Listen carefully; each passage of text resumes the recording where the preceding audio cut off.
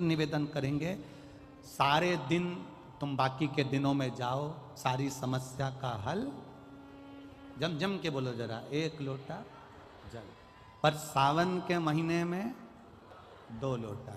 घर से चलो तो लोटे के ऊपर लोटा हो, डबल डबल। कब मंजिल डबल कर देगा, कब तुम्हारी आय डबल कर देगा, कब तुम्हारी जिंदगी के सुख को डबल कर देगा, पता ही नहीं पड़ पाएगा, पता नहीं चलेगा। और मंदिर में जैसे ही प्रवेश करो तो दोनों हाथ में, देहली पर चढ़ने से पहले 2 हाथ में कलश हो और शिव का मूल स्मरण, श्री शिवाय नमस्तुभ्यम बोलते हुए देवादिदेव महादेव को धार चढ़ रही हो, 2 ही हाथ, दोनों हाथ। श्रावण का पहला दिन, वैसे तो अभी आप गुरु पूर्णिमा की कथा सुनेंगे तो उसमें हम वर्णन करेंगे इस चीज का। श्रावण का पहला दिन और श्रावण का समापन का दिन, ये 2 दिन तुमरुका जी का नाम लेकर अशोक सुंदरी वाली जगह पर एक बेलपत्र अगर कोई समर्पित कर देता है तो उसके घर में वंश की कभी कमी नहीं आ सकती, उसके घर संतान जरूर होती है, पुत्र प्राप्त होता है, बेटी हो बेटा हो संतान अवश्य प्राप्त होती है, वंश बढ़ता है, ये वंश की वृद्धि की। आप पूरे महीने बेलपत्र नहीं चढ़ा सकते तो प्रथम दिन हो रहा, श्रावण महीने रोज 1 लोटा पानी लेकर जाते हो, सावन के महीने में कोई एक दिन दोनों हाथ में कलश लेकर जाना। हम कावड़ नहीं ले जा सकते, बहुत दूर नहीं जा सकते, अपने घर से जल भरकर हाथ की कावड़ बनाकर शिव जी पर दोनों हाथ से समर्पित करना है, अपने घर की सुख समृद्धि और पूरे महीने में कोई एक दिन शंकर का स्मरण कर। एक संकल्प लो, सावन के महीने में एक बेलपत्री का वृक्ष जरूर लगाएंगे, ये नियम आप और हम लेकर। तो श्रावण के महीने में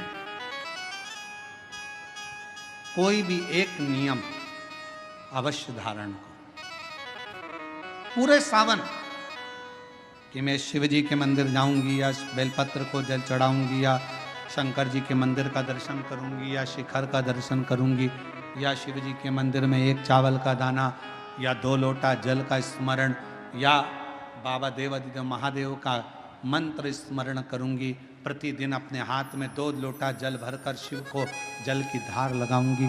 कोई भी एक नियम अपने श्रावण महीने में अवश्य, और नियम पूरा होता है तो बाबा करुणा एक पत्र है। शंकर को श्रावण प्रिय है, एक कारण कहा कि मंथन में जो विष निकला उस विष का पान किया और भगवान देवताओं ने, तो भगवान शंकर को श्रावण प्रिय है, एक कारण कहा कि मंथन में जो विष निकला उस विष का पान किया और भगवान देवताओं ने मिलकर भगवान शंकर का जलाभिषेक किया। दूसरा कारण कहा, माता सती ने शंकर को पाने के लिए श्रावण के महीने में ही सबसे ज्यादा साधना करी है। और क्या करा था माता सती ने, एक बालू का मिट्टी का शिवलिंग बनाती थी, प्रतिदिन शिवलिंग का निर्माण करती थी और शिवलिंग का निर्माण कर कर उसकी पूजन कर कर अर्चना कर कर उसका विसर्जन करती थी सती माता। और माता सती का नियम था भगवान शंकर को पाने के लिए शिवलिंग का। तो हमारे यहाँ शिव महापुराण में लिखा है कि पार्थिव शिवलिंग का निर्माण होना चाहिए, और पार्थिव शिवलिंग का निर्माण करना है तो उसके लिए भी वर्णन करा गया। ब्राह्मण श्वेत मट्टी के शिवलिंग का निर्माण करे, वैश्य पीली मट्टी के शिवलिंग का निर्माण करे, क्षत्रिय लाल मट्टी के शिवलिंग का निर्माण करे और शूद्र काली मिट्टी के शिवलिंग का निर्माण करें।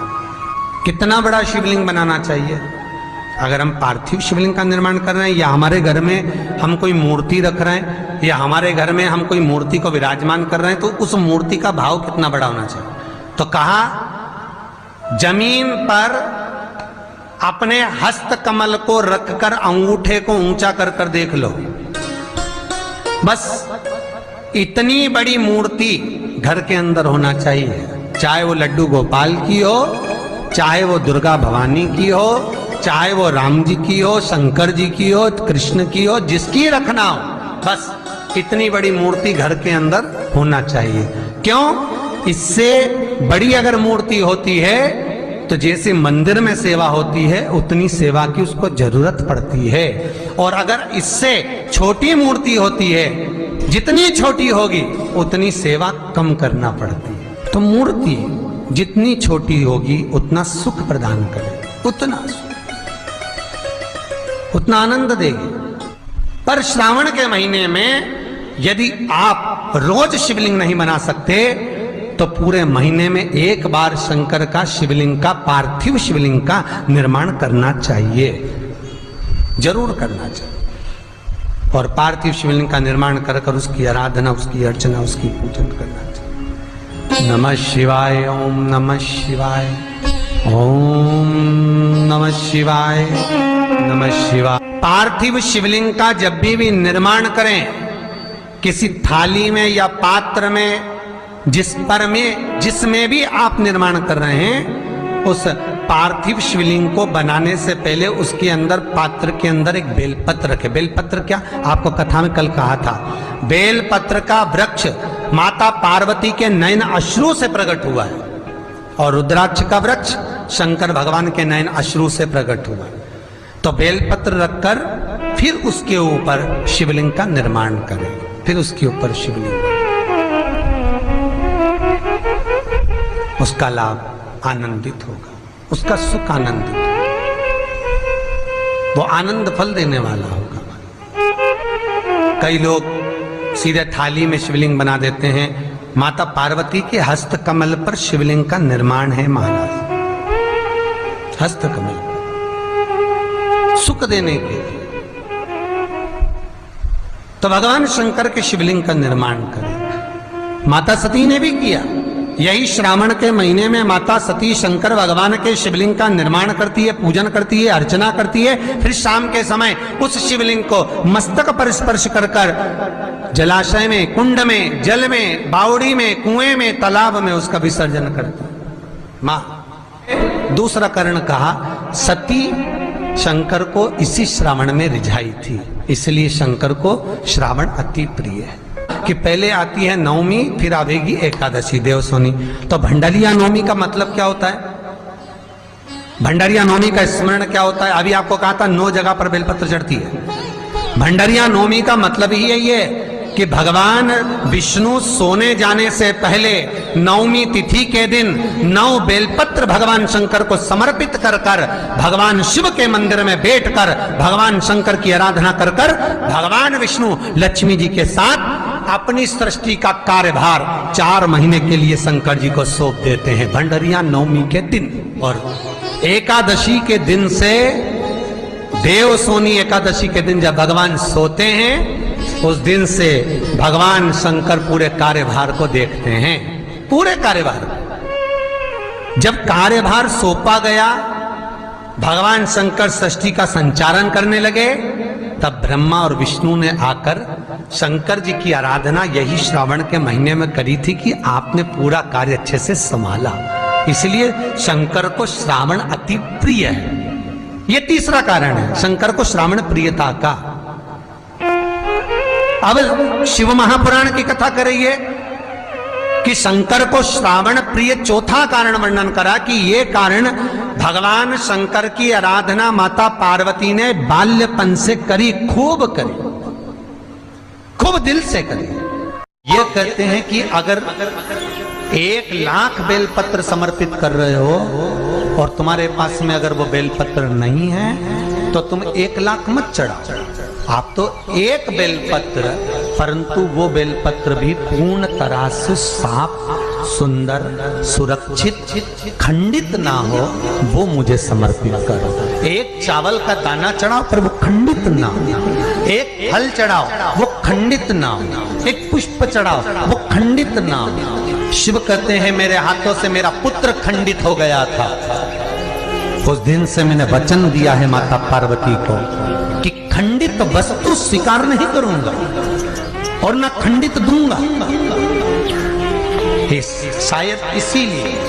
शायद इसीलिए ये चरित्र कथा है कि जिस नारी का गर्भ 2-3 महीना ठहरने के बाद में गर्भ गिर जाता हो, 4 महीना ठहरने के बाद गर्भ गिर जाता हो, गर्भ बच्चा पूर्ण नहीं होता हो, या बच्चा कहीं शरीर के अंदर डॉक्टर कह रहे हैं सोनोग्राफी में कि ये विकलांग है, बच्चे के पाँव में या मुख में या शरीर में पानी भरा गया है, ये सुरक्षित नहीं होगा, ये बुद्धि से कमजोर होगा, या ये बच्चा ऐसा विकलांग होगा, तो उसी समय पर जैसे ही डॉक्टर ने कहा वैसे ही एक श्रीफल, और वो श्रीफल खंडित नहीं होना चाहिए, उस श्रीफल पर जो नारी है गर्भ से है, उस नारी का सिर से लेकर एड़ी तक एक लच्छा, लच्छा मतलब मोली, मोली मतलब नाड़ा जो हाथ में बांधते हो कलेवा, उसको नाप कर श्रीफल पर भगवान शंकर का नाम लेकर उस स्त्री का नाम और गोत्र बोलकर बांधकर भगवान शंकर के चरणों में ले जाकर रख दीजिए, फिर वो बच्चे की जवाबदारी शिव की हो जाती है, फिर शंकर की, क्योंकि शिव ने माता पार्वती को वचन दिया था कि मैं खंडित नहीं दे सकता। सारे देवताओं के मंदिर में नारियल फूटता है,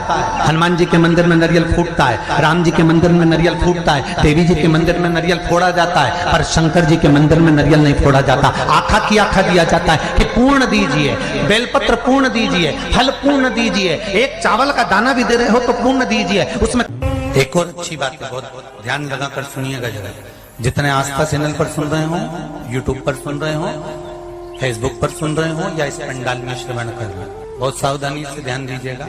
कभी श्रावण महीने में अगर आप शंकर जी के मंदिर में जाएं और शिव मंदिर किसी वृक्ष के नीचे हो, बट वृक्ष के नीचे हो, चाहे पीपल के वृक्ष के नीचे हो, चाहे वो आंवले के वृक्ष के नीचे हो, चाहे वो बेलपत्री के वृक्ष के नीचे हो, चाहे वो शमी के वृक्ष के नीचे हो, चाहे जिस वृक्ष, कोई भी वृक्ष के नीचे अगर कोई शिवालय है, शंकर जी का कोई मंदिर या शंकर जी का कोई शिवलिंग रखा हुआ, तो एक दुर्वा किसी भी श्रावण महीने में तुम जब भी किसी शिवालय में जाएं, जिस वृक्ष के नीचे शिवलिंग हो, उस शिवलिंग पर ये शिवलिंग रखा हुआ है, ये जलाधारी है। जलाधारी पर जहां शिवलिंग रखा हुआ है वहां कटी भाग, कटी भाग माता पार्वती जी का हस्तकमल, उसके ऊपर रखा हुआ है शिवलिंग, सामने अशोक सुंदरी और भगवान शंकर के दोनों पुत्र गणेश कार्तिकेय, ऊपर से जल गिरता है जया, विषहारा, शामलीवारी, दौतली, देव, ये भगवान शंकर की 5 बेटियां। तो जो कटी भाग है, इस कटी भाग पर अगर मात्र एक दुर्वा समर्पित कर कर, जिसकी किडनी या लीवर डैमेज हो रहा हो, काम नहीं कर रहा हो, या किडनी लीवर में कोई तकलीफ हो रही हो, या डायलिसिस चल रहा हो, तो मात्र एक दुर्वा उस कटी भाग पर श्रावण महीने में समर्पित कर कर, उस दुर्वा के 7 टुकड़े कर कर 7 दिन प्रतिदिन सुबह के समय पर उसको चबाकर खा लेने पर या निगल जाने पर धीरे धीरे धीरे धीरे डायलिसिस बंद होने लगता है और किडनी लीवर अपना काम करना प्रारंभ कर देते हैं। एक दुर्वा, कितनी दुर्वा? एक दुर्वा, मात्र एक दुर्वा। शंकर भगवान पर चढ़े हुए जल जब नीचे की ओर आता है, जिस जगह पर जल गिरता है उस जगह पर मात्र एक दुर्वा अपनी कामना कर कर इस शरीर के सुख के लिए शंकर भगवान के जल गिरने वाले स्थान के पास में अवधूतेश्वर महादेव के नाम से रख दी जाती है, तो जिंदगी में कभी बड़ी बीमारी नहीं आती। उसी तरह इससे रोग को समाप्त करने के लिए दुर्वा का प्रयोग किया गया। आप लोगों ने पूर्व में जो शिव महापुराण की कथा कुबेरेश्वर बाबा की धरा से करी थी, वो आप लोगों को ध्यान में होगा। दुर्वा कैसे उत्पन्न हुई थी, दुर्वा का महत्व क्या है, कितनी दुर्वा चढ़ाना चाहिए, कैसी दुर्वा चढ़ाना चाहिए, दुर्वा की उत्पत्ति कहाँ से हुई है, दुर्वा तोड़ने के बाद पानी में डालने के बाद फिर हरी हो जाती है, इसका क्या कारण है, दुर्वा गणेश जी को क्यों चढ़ाई जाती है, शंकर जी को दुर्वा किस स्थान पर चढ़ाई जाती है, ये सारी कथा आपको पूर्व में इसी कुबेरेश्वर बाबा के पावन धरा से सुना चुके हैं, जो टीवी पर डली हुई है। कभी आपने नहीं सुनी हो तो यूट्यूब पर से दुर्वा शिव महापुराण की कथा आप निकाल कर उसको श्रवण कर सकते। उसमें वर्णन किया है कि इस दुर्वा का महत्व क्या है, दुर्वा का क्या मात्र एक दुर्वा शिवलिंग पर चढ़े हुए जल जहां से नीचे की ओर गिरता है, उस जगह पर मात्र अपने शरीर की कामना करते हुए भगवान से रोग मुक्ति के लिए एक दुर्वा अगर समर्पित कर दी जाए तो कोई बड़ी बीमारी जिंदगी में आ ही नहीं सकती, ग्रहण ही नहीं पाती, मतलब ग्रसित नहीं कर सकती। श्रावण के महीने की श्रावण शिव महापुराण की कथा सुन रहे हो। एक बात दिल से बताना, जितनी सौभाग्यवती माताएं होती हैं ये संक्रांति पर भी 13 चीजें दान करती हैं, 14 चीजें दान करती हैं। बीच में कोई 16 सोमवार का उद्यापन करेंगी तो भी सुहाग की सामग्री देंगी, उद्यापन करेंगी तो भी सुहाग की सामग्री देंगी, कोई कार्य करेंगी तो भी सौभाग्य की सामग्री देंगी। सौभाग्य की सामग्री का दान क्यों किया जाए? सौभाग्य सूचक वस्तुओं का दान क्यों किया जाए? सौभाग्य की वस्तुएं क्यों प्रदान करी जाती है, क्यों दी जाती है? उसका कारण क्या है?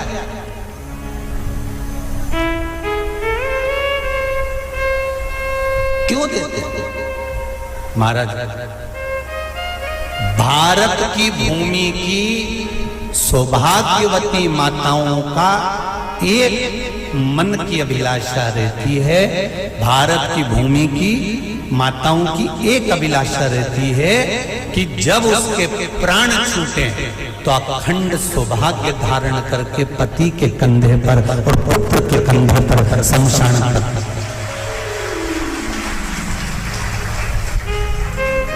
ये भारत की भूमि की माताओं की सोच, उनके मन का संकल्प, उनके मन का भाव।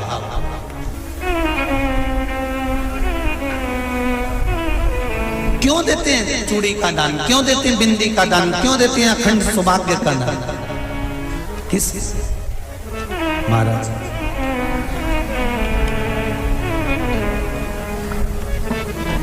मेरे हाथों में भर भर के चूड़ी रहे,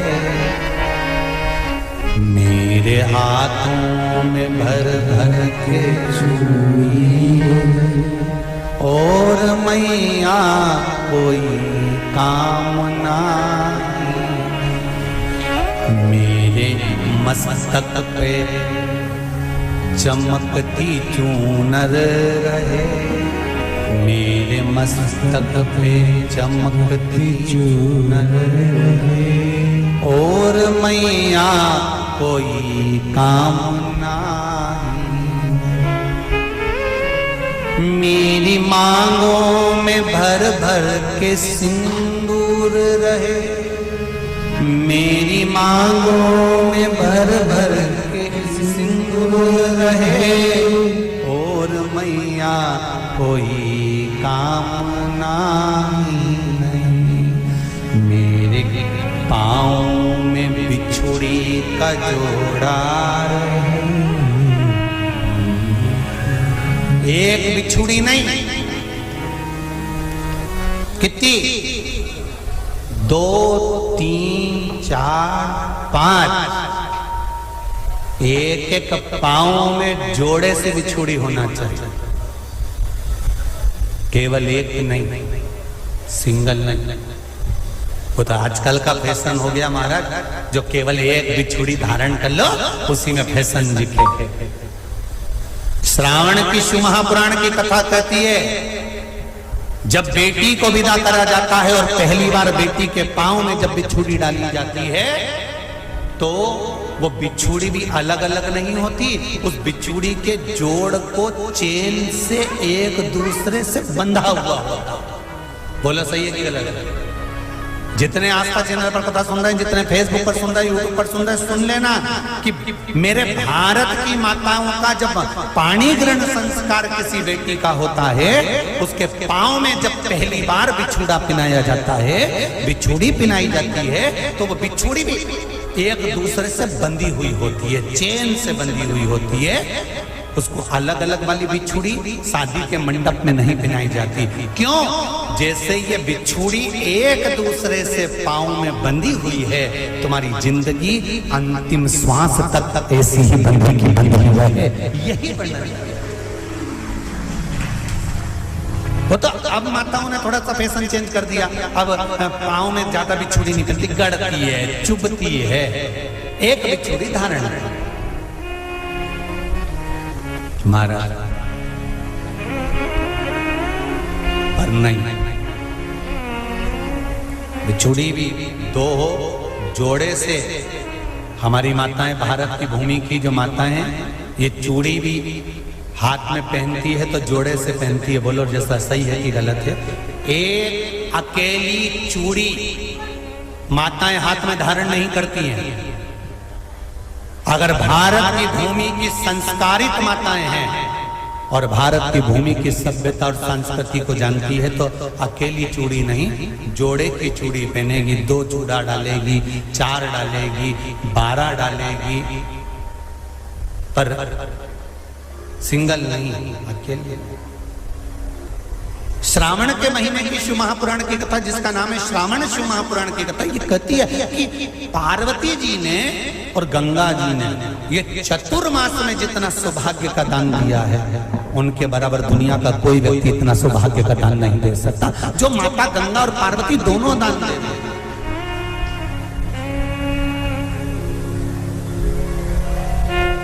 प्रतिदिन दे रहे हैं। और अब तो फैशन आ गया, तुम लोगों जो सौभाग्य का दान देते हो प्लास्टिक की डलिया में देते हो।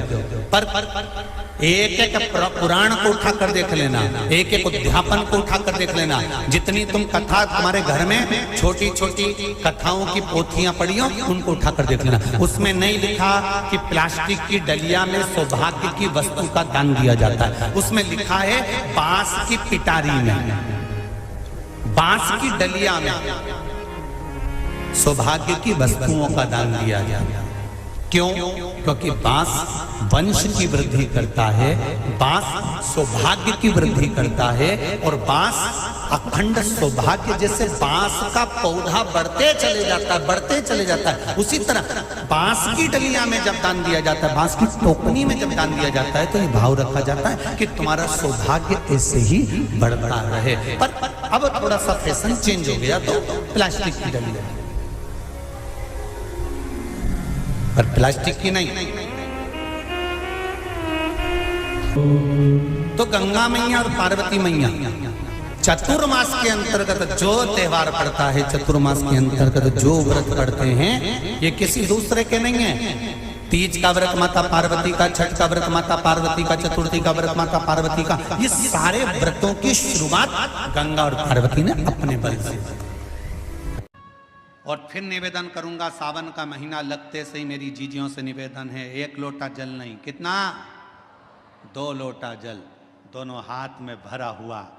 घर से निकलो तो 2 हाथ में हो, बाहर निकल कर भले फिर एक के ऊपर एक रख लो, मना नहीं।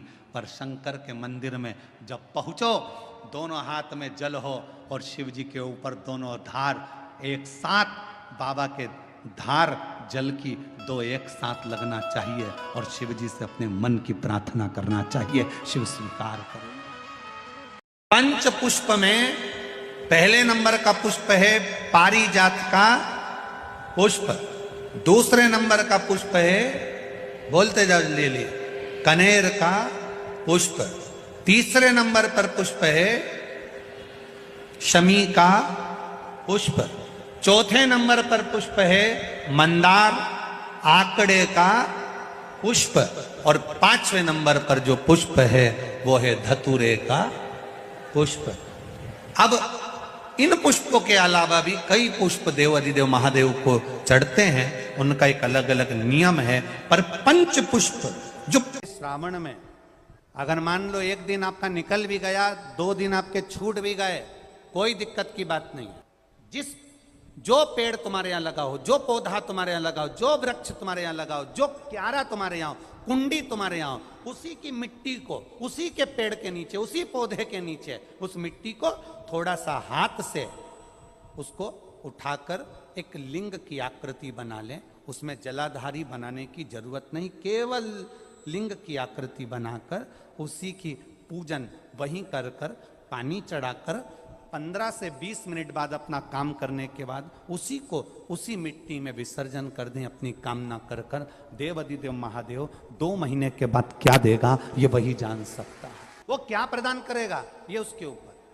सावन ना लगे जब तक 1 लोटा, फिर सावन में 2 लोटा, क्योंकि चातुर्मास के अंतर्गत श्रावण के महीने में भक्ति दुगनी करो, जल दुगना करो, मंत्र जाप दुगना करो, श्री शिवाय नमस्तुभ्यम दुगना करो। किसी भी शंकर के मंदिर में जाओ, अपन तो जप रहे हैं। के महीने में जितने लोग पार्थिव शिवलिंग का निर्माण करते हैं, सावन के महीने में जितने लोग पार्थिव शिवलिंग बनाकर पूजन करते हैं, कोई सहजता नहीं है। करोड़ों करोड़ों पुण्य हमारे जीवन के प्राप्त हो जाते हैं, तब शिवलिंग बनता है। ये पार्थिव नहीं है, बनाने वाला भी शिव है और बनने वाला भी शिव है, साधारण नहीं हो सकता। आप जब शिवलिंग का स्पर्श कर कर, हमने कई बार कहा है, जब आप लोग शिवरात्रि पर शिवलिंग बनाते हो, सावन के महीने में सोमवार को शिवलिंग बनाते हो, सावन के महीने में शिवलिंग बनाते हो, अधिक मास में शिवलिंग बनाते हो, हम कई लोगों को पहले भी कहे, आज भी कहते हैं, महाराज आप अपने हाथ से शिवलिंग बनाओ। ब्राह्मण देवता तो कहेंगे लाओ मैं बना देता हूं, नहीं, आप अपने हाथ से बनाओ। क्यों? ये सारी जो भाग्य की रेखाएं है ना, जब शिवलिंग बनाते हो, हमारे हाथ की जो बेकार रेखा है, दुख की रेखा है, हमारी कहीं बेकार किस्मत की रेखाएं होती हैं, शिवलिंग बनाते समय वो रेखाएं भी श्रेष्ठ हो जाती हैं और हमारा भाग्य बदल देती हैं। और फिर निवेदन करूंगा, सावन का महीना लगते से ही मेरी जीजियों से निवेदन है, 1 लोटा जल नहीं, कितना? 2 लोटा जल, दोनों हाथ में भरा हुआ। घर से निकलो तो 2 हाथ में हो, बाहर निकल कर भले फिर एक के ऊपर एक रख लो, मना नहीं, पर शंकर के मंदिर में जब पहुंचो, दोनों हाथ में जल हो और शिव जी के ऊपर दोनों धार एक साथ, बाबा के धार जल की 2 एक साथ लगना चाहिए और शिव जी से अपने मन की प्रार्थना करना चाहिए, शिव स्वीकार करें। का निर्माण करें, शंकर के शिवलिंग को जब बनाए तो सबसे पहले कैसे बनाए, उस तक का विधान शिव महापुराण में और लिंग पुराण में कहा गया। महाराज कहा, क्यारे की मिट्टी हो, क्यारा मतलब समझिएगा, जिस मिट्टी पर कोई गंदगी ना करी गई हो, ऐसी जगह का कोई भाग मिट्टी का लाया जाए, जहां कोई गंदगी ना करे। की मिट्टी, क्यारे की मिट्टी मतलब जिस मिट्टी पर कोई गंदगी ना करी गई हो, ऐसी जगह की मिट्टी को लेकर जाए। और मिट्टी को लाने के बाद थोड़ा पानी का सींचन कर दें, अर्थात घर में लाएं तो उससे पहले मिट्टी को पवित्र करें। अपने घर में गंगा जल रखा हो, यमुना जल रखा हो, सरयू जी का जल रखा हो, उससे मिट्टी का सींचन कर दें। मान लो अगर ये जल नहीं भी है तो जल के अंदर थोड़ा सा इत्र डालकर मिट्टी का सींचन करें। अगर इत्र भी नहीं है तो जल के अंदर थोड़ा सा दूध डालकर मिट्टी का सींचन कर। दूध भी नहीं है तो 1 बेलपत्री जल के अंदर डालकर उस पानी का सींचन कर। बेलपत्र भी नहीं है, पीपल का पत्ता डालकर उसका सींचन कर दें। पर मिट्टी पर घर में लाते से ही, ये नहीं कि मिट्टी आज लाए और तुमको शिवलिंग कल बनाना है, तो मिट्टी अगर 1 दिन पहले लाए हो, 2 दिन पहले लाए हो, 4 दिन पहले लाए हो, तो उसी दिन जल का सींचन होना चाहिए। ये नहीं कि जिस दिन बनाएंगे उस दिन सींचन होगा। मिट्टी पर पानी का छींटा, सींचन भले ज्यादा मत डालो, पर छींटा तो उस दिन लगा देना चाहिए जिस दिन घर में मिट्टी लेकर आए हो, जिस दिन लेकर। फिर भले तुम शिवलिंग 15 दिन बाद बनाओ, 8 दिन बाद बनाओ, 10 दिन बाद बनाओ, 3 दिन बाद बनाओ, और उस समय पर मिट्टी का सींचन उस समय हो जाए। फिर कहा, जिस दिन शिवलिंग का निर्माण करो उस दिन प्रातः में अगर आप शिवलिंग बना रहे हैं तो ब्रह्म मुहूर्त में मिट्टी को गला दो।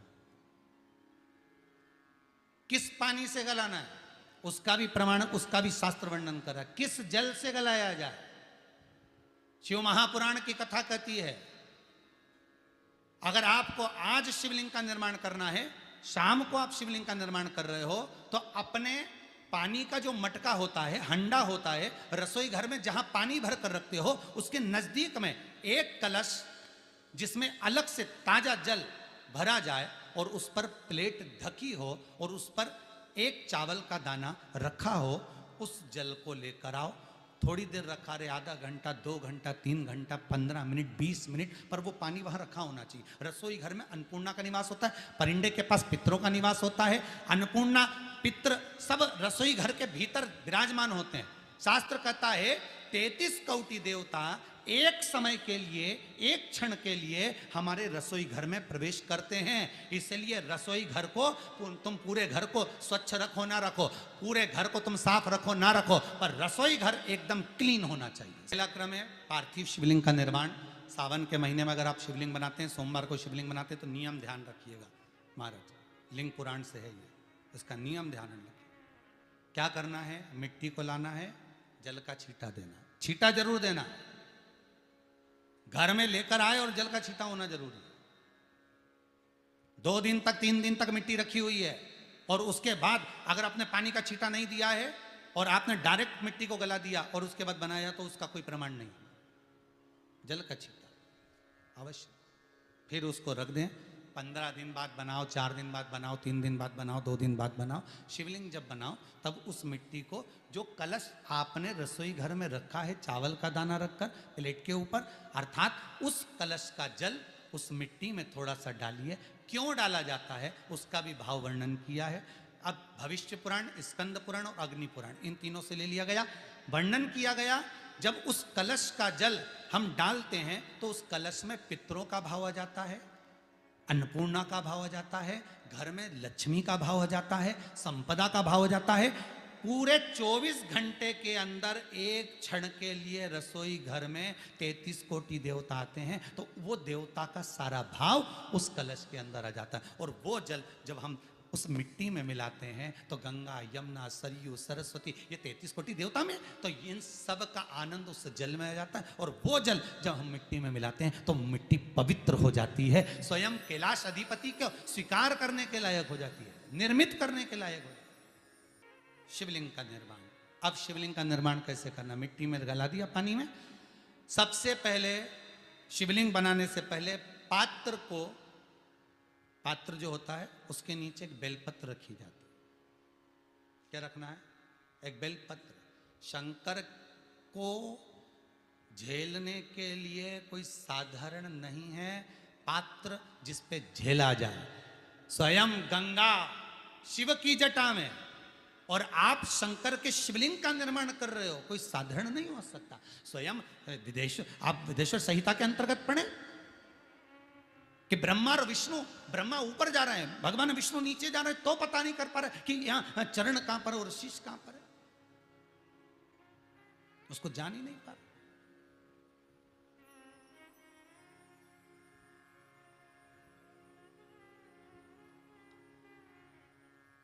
बस एक बेलपत्र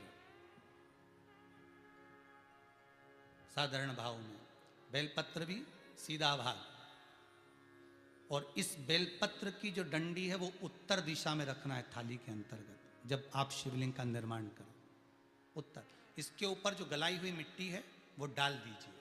और डालने के बाद सबसे पहले शिवलिंग का स्वरूप बनाना है। सबसे पहले नीचे की जलाधारी नहीं बनाना, क्या बनाना है, शिवलिंग का स्वरूप बनाना। बनाने के बाद उसी शिवलिंग के पास में और मिट्टी डाल लीजिए, फिर जलाधारी का निर्माण करें, फिर जलाधारी।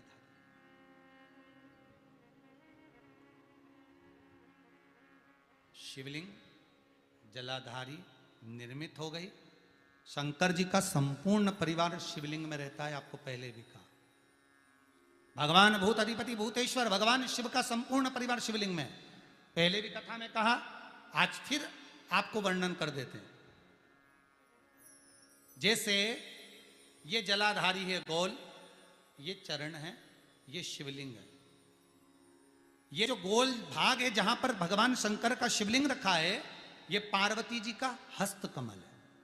जहां से पानी नीचे गिर रहा है, इसके राइट भाग में श्री गणेश जी का स्थान, लेफ्ट भाग में श्री कार्तिकेय जी का स्थान।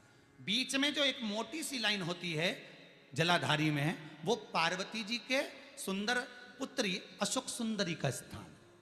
शंकर जी के ऊपर जो तिकोनी रखी रहती है, उसके ऊपर से जो जल बूंद बूंद नीचे गिरता है, ये जो पानी बूंद बूंद नीचे गिरता है, या आप कलश से जल चढ़ाते हो या आप श्रृंगी से जल चढ़ाते हो, तो ये जो पानी गिर रहा है, ये शंकर भगवान की 5 पुत्रियां, जया, विषहरा, शामरी बारी, दोतली और देव, ये शंकर जी की 5 बेटियां।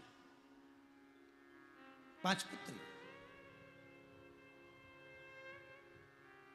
कार्तिकेय भी है, गणेश भी हैं, अशोक सुंदरी भी है, शंकर जी की 5 बेटियां भी हैं, शंकर भी है और पार्वती भी। अर्थात शिव जी के परिवार में आपको गणेश जी की पूजन अलग करने जाने की जरूरत नहीं पड़ेगी, शंकर के परिवार में पार्वती जी की पूजन अलग करने जाने की जरूरत नहीं पड़ेगी, कार्तिकेय की पूजन अलग जाकर करने की जरूरत नहीं है। शंकर का परिवार शंकर के शिवलिंग के साथ में उस जलाधारी में संपूर्ण परिवार शंकर का विराजमान है, संपूर्ण परिवार।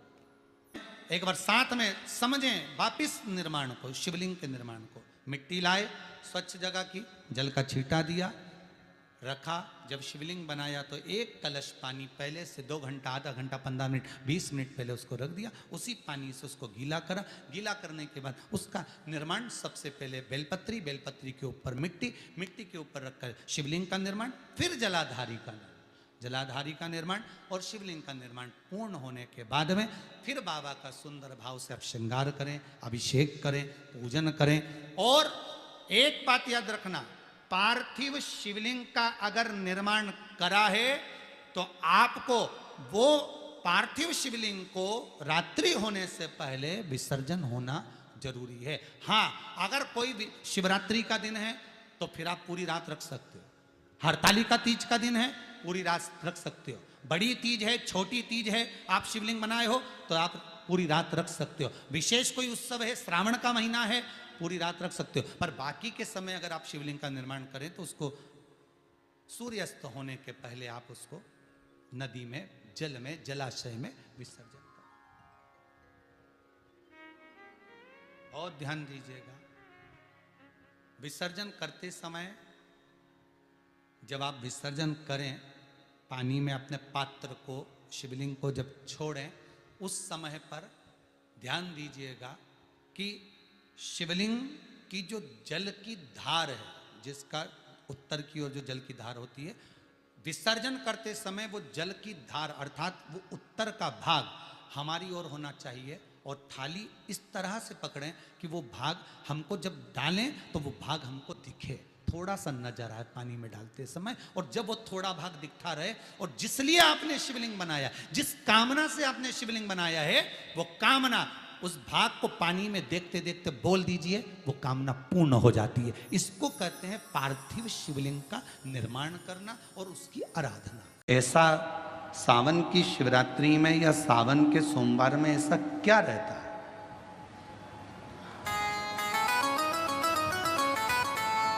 श्रावण की शिवरात्रि में, श्रावण के सोमवार में इतना महत्व क्या रहता है कि आप 12 महीने शिवरात्रि पर ऑनलाइन पूजन नहीं कराते, पर सावन के महीने की शिवरात्रि आई कि आप ऑनलाइन पूजन कराते और पूरा विश्व, देश, भारत देश ही नहीं पूरे विश्व में, विदेशों में भी लोग ऑनलाइन पूजन करते। आखिर क्या रहता है? मेरा मेरी जीजी से, मेरी बहन से निवेदन है, तुम दुनिया के साल भर में कितने भी व्रत कर लो, तुम कितने भी उपवास कर लो, तुम कितनी भी पूजन कर लो, तुम कितना भी अनुष्ठान कर लो, सारे व्रतों पर, सारे अनुष्ठानों पर, सारी पूजन पर सावन के महीने के जो सोमवार होते हैं, जो शिवरात्रि होती है, जो प्रदोष होती है, ये पूरे साल के व्रतों पर प्रबलता प्रदान करते हैं, बल देते रहते हैं। पर निवेदन है, सावन के सोमवार का व्रत करो, पर ऐसा व्रत मत करना कि तुम्हारे व्रत करने से परमात्मा को भी टेंशन हो जाए।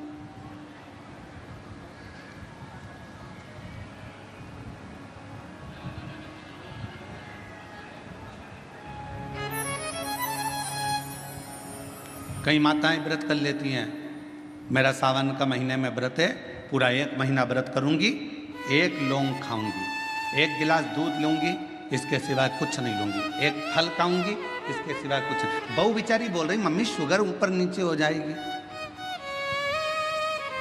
तुम्हारा बीपी ऊंचा नीचा हो जाएगा, तुम तो खाओ पियो। अब आपको पूरे महीने भगवान शंकर की आराधना भी करना है, पूजन भी करना है, अर्चना भी करना है, जाप भी करना है, कथा भी सुनना है, मंदिर भी जाना है। और मालूम पड़ा ऊपर से तुम बीमार पड़ गए, बीमार पड़ गए तो क्या मंदिर जा पाओगे? जम के तो बोलो, नहीं। आराधना कर पाओगे? बैठकर भजन कर पाओगे? कथा सुन पाओगे? नहीं। इसलिए व्रत ऐसा करना जिस व्रत में तुमको भी टेंशन नहीं, तुम्हारे परिवार को भी टेंशन नहीं और भगवान शंकर को भी टेंशन नहीं, किसी को चिंता नहीं। तुम्हारे व्रत करने से किसी को परेशानी नहीं। मालूम पड़े तुम भोजन का त्याग कर दो, इसका त्याग कर दो, उसका त्याग कर दो, सब चीज़ों का त्याग कर दो और बीमार पड़ जाओ, तो शिव महापुराण की कथा कहती है ऐसा ऐसा तप, ऐसी साधना किसी का नहीं। तुमरुका जी जब कथा कहने के लिए बैठे, चंचुला देवी ने तुमरुका जी से एक प्रश्न किया कि कथा सुनने का नियम क्या है। गीता प्रेस गोरखपुर की शिव महापुराण की कथा लेकर आना, उसमें पढ़ना शिव महापुराण कथा महत्तम।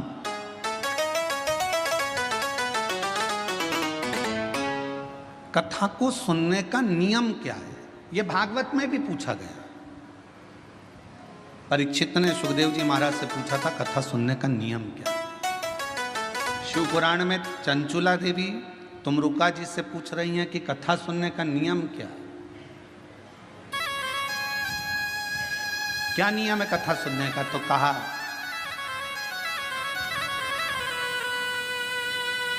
एक समय फलहार करो, शिव महापुराण की कथा को श्रवण करो, भागवत कथा को सुनो। इतना ना बने, एक समय फलहार करो, दूसरे समय भोजन करो, पर शिव महापुराण की कथा को जरूर सुनो।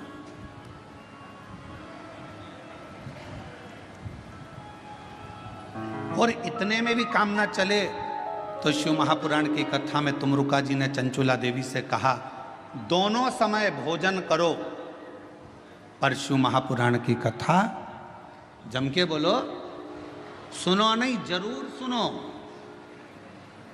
और यहां तक कहा यदि इतने में भी काम ना चले, दोनों समय भोजन में भी काम ना चले, तो टिफिन लेके कथा में चलो, पर शिव महापुराण की कथा जरूर सुनो। जैसे मां आदि शक्ति मां भवानी के शरीर के तेज प्रकाश जल से बेलपत्र का पौधा होता है, बेलपत्र का बेलपत्र का पौधा माता पार्वती जी के द्वारा प्रकट किया गया। बेलपत्र के वृक्ष की गणना करी गई। बेलपत्र के वृक्ष की जो जड़ होती है उसमें मां गौरी का स्थान होता है।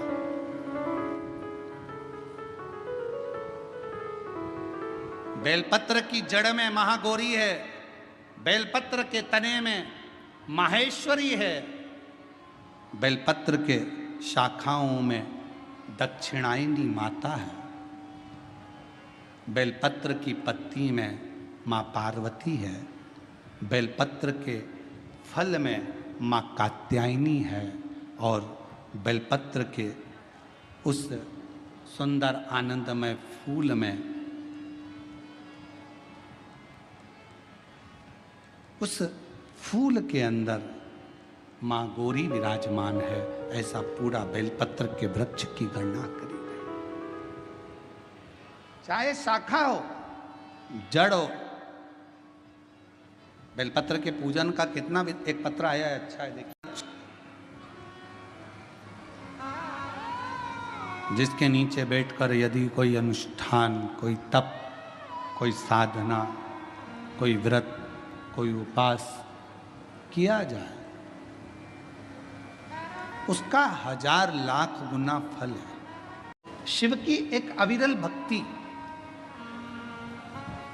हम तो कई बार कथा में कहते हैं आपके पास में अगर कुछ भी नहीं है, आप शंकर जी के मंदिर पे गए हो, एक बेलपत्र अगर आपको शिव जी के मंदिर में चढ़ी हुई भी मिल जाए, उसको उठा लो और उस बेलपत्र को धोकर वापिस भगवान देवाधिदेव महादेव के मंदिर में भगवान शंकर को फिर पुनः चढ़ा दो, वापिस उसी बेलपत्र को फिर चढ़ा दो।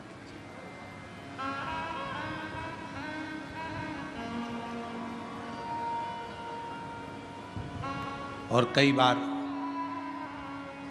त्रिगुणाकार, त्रिकालदर्शी, त्रिनेत्रधारी, त्रिपुंडधारी, त्रिशूलधारी मेरे देवाधिदेव महादेव को चढ़ाने के लिए अगर मंदिर में तुम्हें बेलपत्र मिले भी ना तो अपने हाथ की 3 उंगलियों का स्पर्श भगवान शंकर को कर लीजिए और शिव के नाम का उच्चारण कर लीजिए। शिव उस बेलपत्र को स्वीकार कर लेते हैं। भाव, एक स्वच्छ भाव, निर्मल मन सो मोहि पावा। भगवान शंकर को अगर आप भाव से रिझा रहे हैं, निर्मल भाव दे रहे हैं, शिव उसको भी स्वीकार कर। मेरे ओगड़दानी कभी भी आपसे कोई वस्तु की चाह नहीं। कथा देखिएगा जरा, शिव महापुराण की कथा में एक शब्द आता है कि ब्रह्मदेव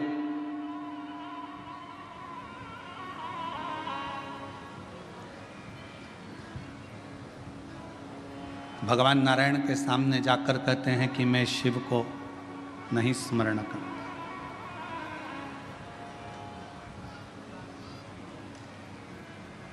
मैं नहीं जानता कौन शिव, कौन सृष्टि के रचना करता। ब्रह्मा जी ने तो अपने मन में विचार कर लिया कि सृष्टि का रचना करता केवल मैं हूं, केवल मैं। और ये मैं और मेरा का जो संबोधन है, ये अहम का संबोधन।